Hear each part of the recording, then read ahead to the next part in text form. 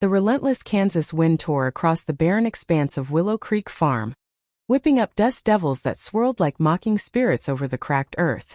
Amelia Harper stood frozen on the creaking wooden porch of her century-old farmhouse, the foreclosure notice clutched in her trembling hand like a death warrant. The paper was stark and unforgiving, stamped with the impersonal seal of First National Bank in Hayes. Notice of intent to foreclose. Due to accumulated arrears exceeding $150,000, the property would be seized and auctioned in precisely 30 days unless the full amount was remitted. 30 days. It might as well have been 30 seconds for all the hope it offered. At 38, Amelia felt the weight of decades pressing down on her. Her once vibrant green eyes were now shadowed with exhaustion, rimmed by dark circles that spoke of sleepless nights and endless worry. Her dark hair, usually loose and wavy, was pulled back into a hasty ponytail, strands escaping to frame a face etched with lines from sun, grief, and unrelenting hardship. She wore faded blue jeans caked with dirt, and an oversized flannel shirt that had belonged to her late husband, Tom. The fabric was soft from years of wear, still carrying a faint ghostly trace of his cologne, a scent that both comforted and tormented her. The drought had been a merciless adversary, stretching on for 18 grueling months without a single drop of rain. What were once lush, golden wheat fields teeming with promise had devolved into a desolate wasteland of parched soil, fissured like the skin of an ancient desert creature. No harvest meant no income, and the debts had piled up like storm clouds that never broke. Mortgage payments, equipment loans, feed for the dwindling livestock. Everything was slipping away. With a surge of raw emotion, Amelia crumpled the notice into a tight ball and hurled it into the swirling dust. It tumbled across the yard, coming to rest against a rusted fence post. "Damn you all to hell," she whispered, her voice cracking under the strain. Tears welled up, hot and unbidden, tracing salty paths down her cheeks. She turned and stumbled inside, the screen door slamming behind her with a sharp crack that echoed her despair. The interior of the house was a time capsule of faded memories, the air thick with the stale aroma of old coffee grounds and the musty scent of disuse. The kitchen table, scarred from years of family meals, was buried under a chaotic avalanche of unpaid bills.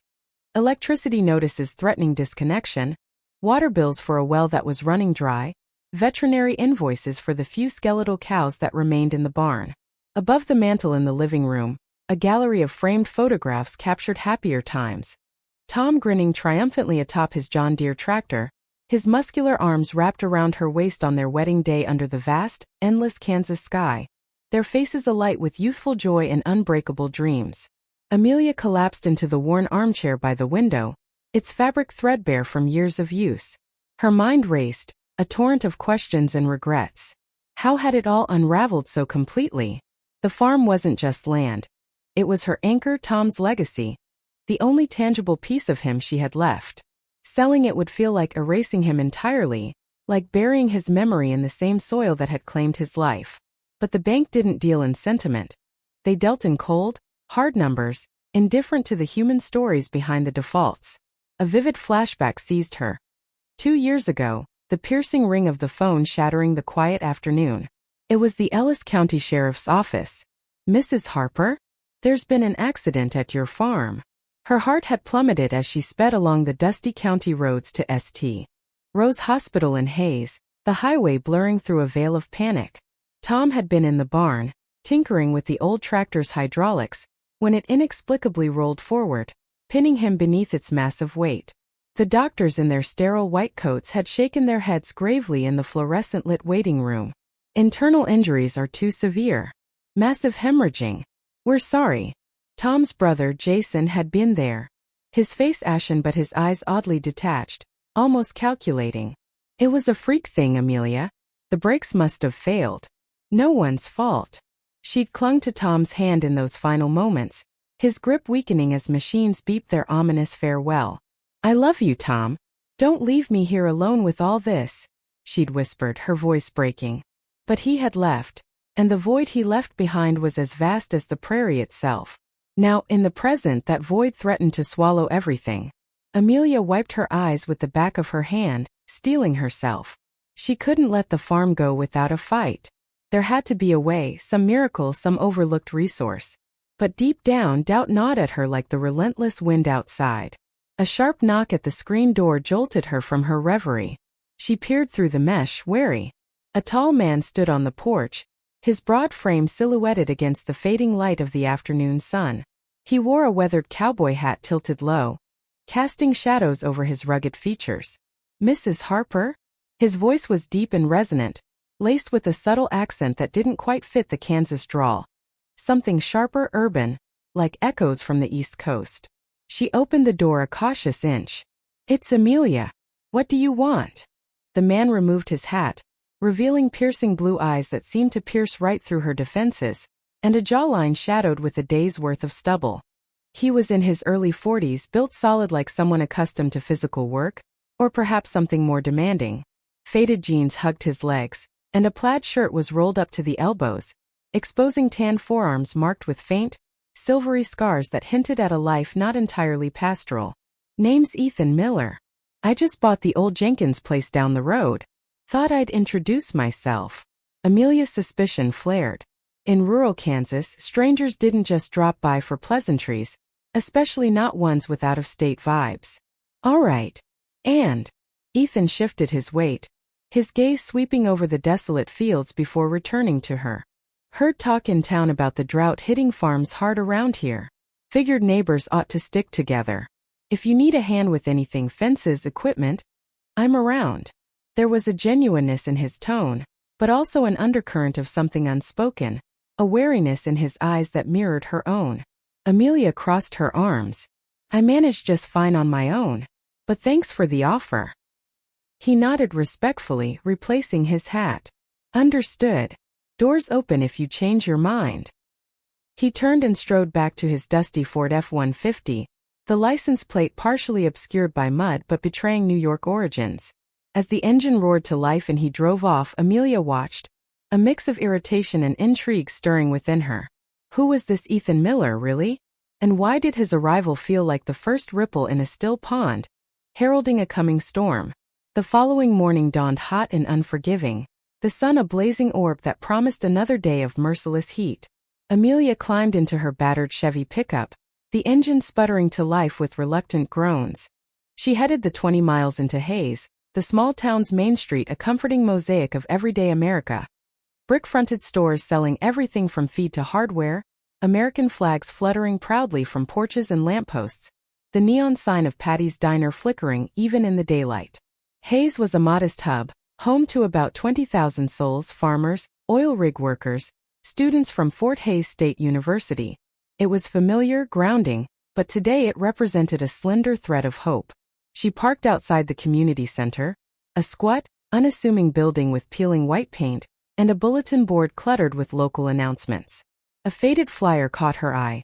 Sustainable Farming Workshop, Strategies to Beat the Drought. It was a long shot, but desperation made her push open the door. Inside, the room smelled of brewed coffee and the faint tang of manure from boots not fully cleaned.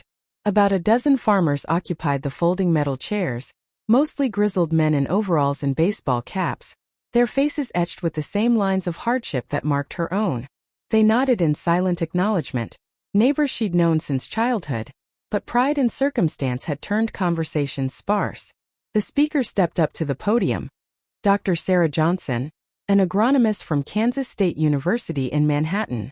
Sarah was in her mid-30s, with curly auburn hair tied back in a practical bun, dressed in khakis and a button-down shirt that spoke of academia meeting the real world. Her brown eyes sparkled with infectious enthusiasm as she powered up the projector. "Good morning, folks. I'm not here to sugarcoat it. Traditional farming methods are killing us in this changing climate. But there's a way forward." Slides flickered to life.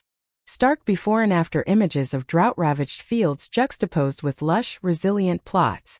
We're talking cover crops like rye and clover to hold moisture in the soil, no-till planting to prevent erosion, crop rotation with nitrogen-fixing legumes, and simple rainwater harvesting systems. This isn't some trendy fad. It's science-backed by USDA research. I've seen farms in western Kansas turn around in a single season with these techniques. Amelia leaned forward, her pen flying across a notepad. Drought-resistant sorghum varieties. Solar-powered drip irrigation to minimize evaporation. Composting to enrich the soil naturally. For the first time in what felt like an eternity, a spark of possibility ignited in her chest, warming the cold void of despair. The ideas weren't revolutionary, but they were actionable, a blueprint for revival. After the presentation, as the group milled about with styrofoam cups of coffee, Amelia approached Sarah. "Dr. Johnson, my farm's on the brink. Foreclosure in 30 days. The drought has wiped out everything. Can these methods really make a difference that fast?" Sarah's expression softened, her hand resting gently on Amelia's arm. "Call me Sarah. And yes, they can. Start with one field to test the waters. Focus on quick wins like cover crops. I'll send you detailed guides and even connect you with suppliers. But remember, sustainability isn't just about the land. It's about community. Lean on your neighbors. You're not fighting this alone." Amelia left the center with a renewed sense of purpose, her truck kicking up dust as she headed home. Her phone buzzed in the cup holder. A text from her sister, Olivia Brooks. "Jason told me about the bank notice. Sell the farm, Amelia. Come stay with me in Chicago. My condo's got plenty of room." Olivia was 36, the successful one in the family, living in a sleek high-rise in Lincoln Park with panoramic views of Lake Michigan. She was a marketing executive for a tech startup, her days filled with board meetings, networking events, and a string of casual relationships that never quite stuck. But Amelia couldn't fathom trading the wide-open skies for skyscrapers and crowded subways. She pulled over on the shoulder of Highway 183 and dialed Olivia. The call connected on the second ring. "Liv, I'm not selling. This farm is all I have left of Tom." Olivia's voice came through crisp and concerned, laced with the hum of city traffic in the background. "Amelia, you're sinking. Tom wouldn't want you struggling like this. Come here, get a fresh start. I can help you find a job. The class divide between us doesn't matter. You're my sister." "Class divide? Is that how you see it? You with your Northwestern degree and fancy life. Me the stuck-in-the-mud farmer's wife." Amelia's words came out sharper than intended, old resentments surfacing like weeds after rain. Their mother's abandonment when they were teenagers, fleeing to the glitz of Los Angeles for a better life with a new man, had fractured the family. Olivia had embraced ambition, escaping to the city. Amelia had stayed rooted, marrying Tom and building a life on the land. "It's not about that," Olivia sighed. "I worry about you out there alone. Your mental health, the isolation, the grief. It's been 2 years since Tom. You need people around you." "I'm fine, Liv. I've got plans now. Sustainable farming stuff. It'll work." Amelia hung up, her hands shaking on the steering wheel. Family conflict was a familiar wound, one that never fully healed. Arriving back at the farm, she was startled to find Ethan knee-deep in her fence line, hammering new posts into the hard ground. Sweat glistened on his forehead, soaking through his shirt and highlighting the contours of his muscular frame. Tools were scattered around him, wire cutters, a post-hole digger, as if he'd been at it for hours. "What the hell are you doing?" Amelia demanded, slamming the truck door and marching over. Ethan straightened up, wiping his brow with the back of his forearm. "Saw the fence was sagging bad over here. Coyotes or deer could get through easy. Figured I'd shore it up. No big deal." "I didn't ask for your help," she retorted, her voice edged with defensiveness. Strangers offering aid often came with strings attached in these parts. He set the hammer down, his blue eyes meeting hers steadily. "Didn't say you did. It's what neighbors do out here, right? Or at least, that's what I'm learning." He paused, glancing at the notepad in her hand. "Heard you muttering about that workshop in town. Sustainable farming? I know a bit about it, did some research when I bought my place. Could help with the implementation if you're interested." Amelia's cheeks flushed. Had he been spying? Following her? But his offer seemed sincere, and the vulnerability in his earlier confession about his wife lingered in her mind. "Fine," she conceded reluctantly. "Grab that shovel. We're starting with trenches for rainwater collection. If this rain ever comes back, we need to capture every drop." They worked in tandem as the afternoon wore on, the sun dipping lower in the sky. Ethan was efficient, his movements precise and economical, almost like someone trained for more than just ranching. As they dug, conversation flowed haltingly at first, then more naturally. "How long have you been farming?" he asked, pausing to drink from a water bottle. Since I married Tom 15 years ago. He inherited this place from his parents. We had big dreams, expand the acreage, maybe start a family. Her voice caught. But the accident changed everything. Ethan nodded, his expression somber. Loss changes you. My wife Lisa. She was killed in a car crash back in New York. Hit and run. I was in finance, high-stress job on Wall Street. After that, the city felt like a cage. Sold everything, came here for space, quiet.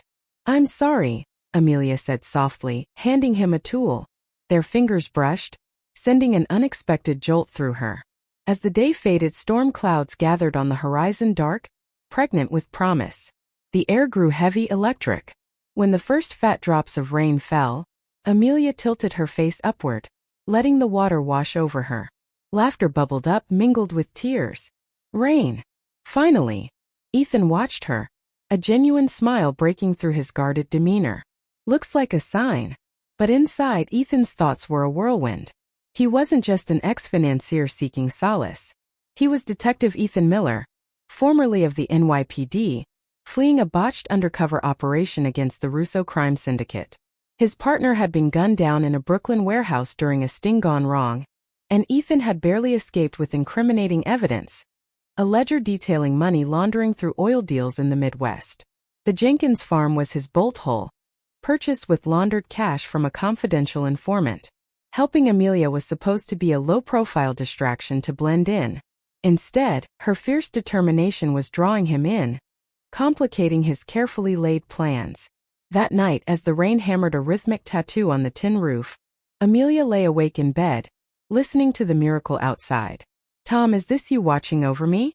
She thought, her hand reaching for his side of the bed, empty and cold. Sleep came fitfully, dreams of green fields intertwined with nightmares of loss and betrayal. The ensuing weeks blurred into a frenzy of transformation and tentative hope. Sarah's emailed resources arrived like lifelines, detailed PDFs on soil regeneration, links to affordable suppliers in Wichita. Amelia dove in headfirst, ordering seeds for cover crops like clover and vetch, which would protect the soil and add nutrients naturally. She drove the I-70 highway to pick them up, the road a monotonous stretch of prairie punctuated by billboards for truck stops and farm equipment. At the warehouse, an elderly clerk named Michael Thompson chatted amiably. Heard about your place, Mrs. Harper. My farm's near Ellis. We ought to swap notes sometime. Community's key in times like these. Back home, Ethan became an unexpected ally. They planted side by side, his strong hands pressing seeds into the earth with care. Space them like this for better root spread, he instructed, demonstrating.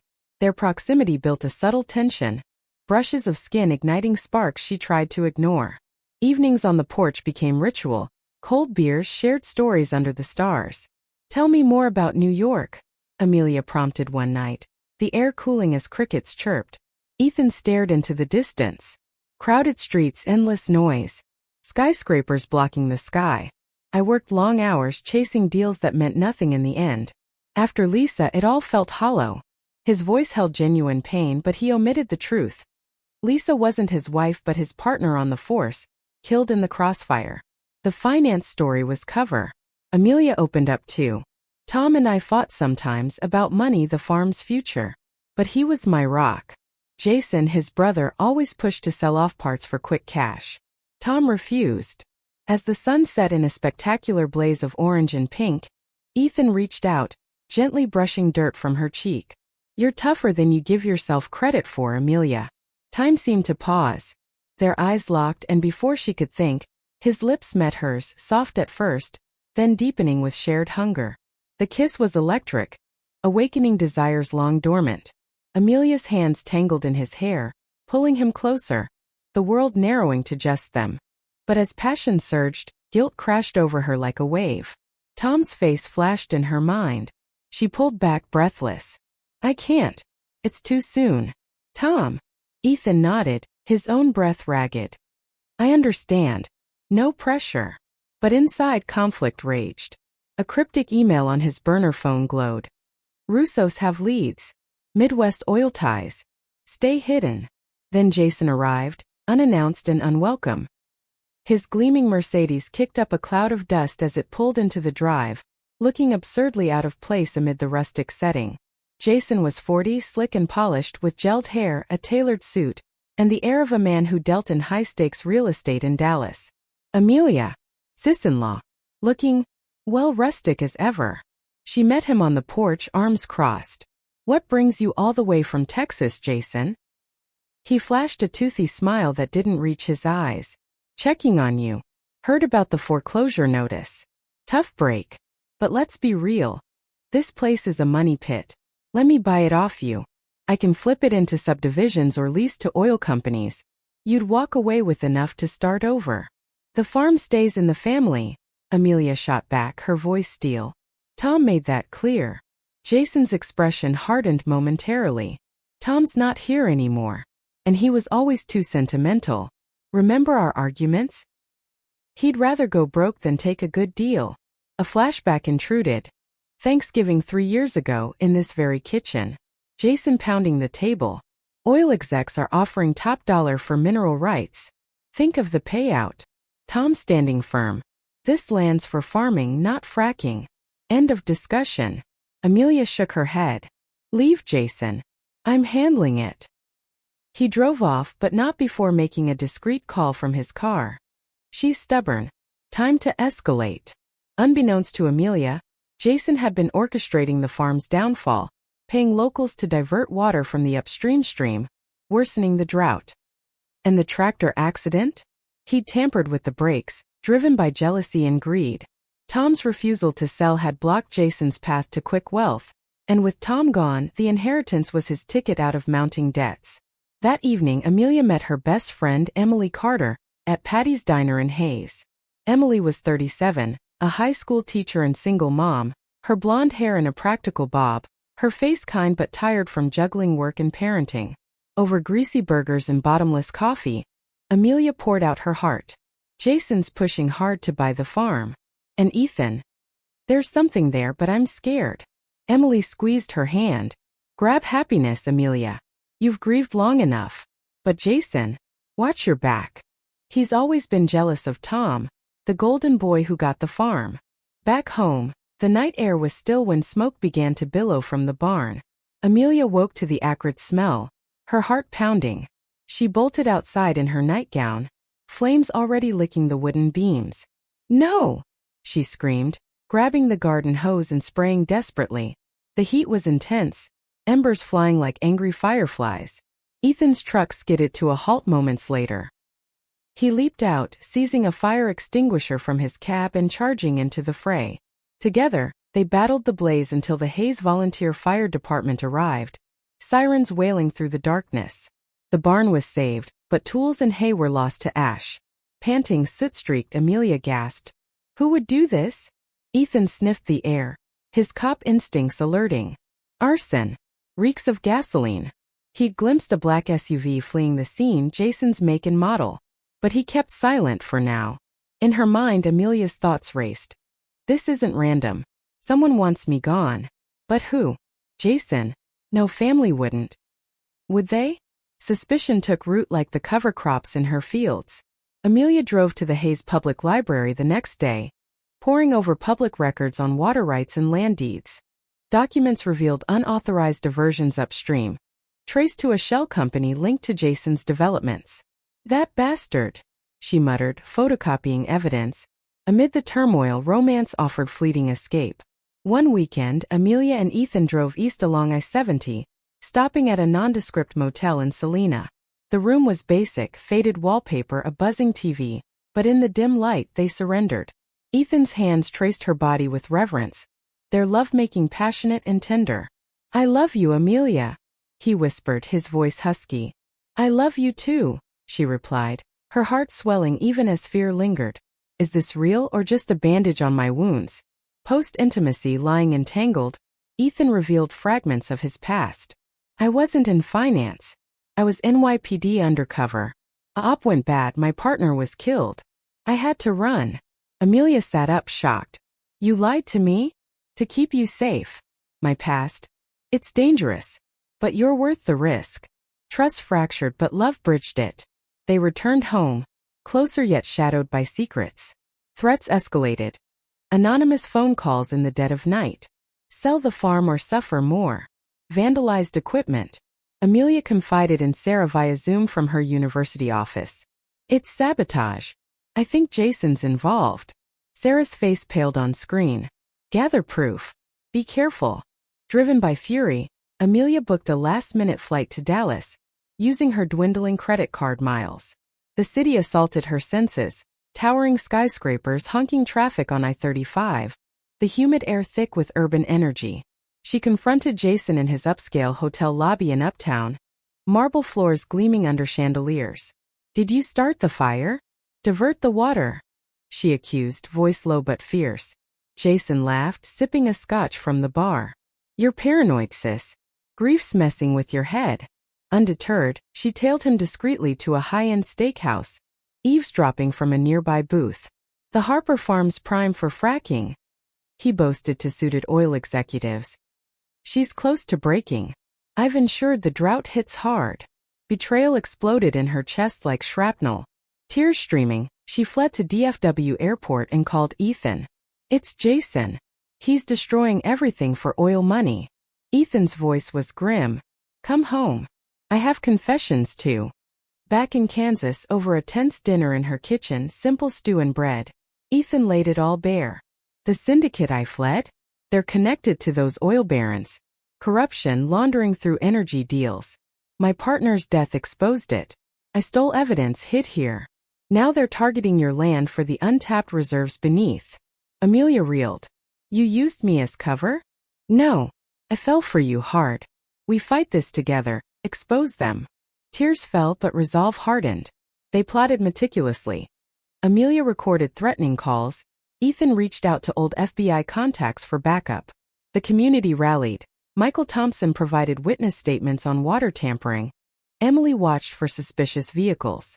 Tension mounted with more vandalism. Poison feed killing a cow, slashed tires on her truck.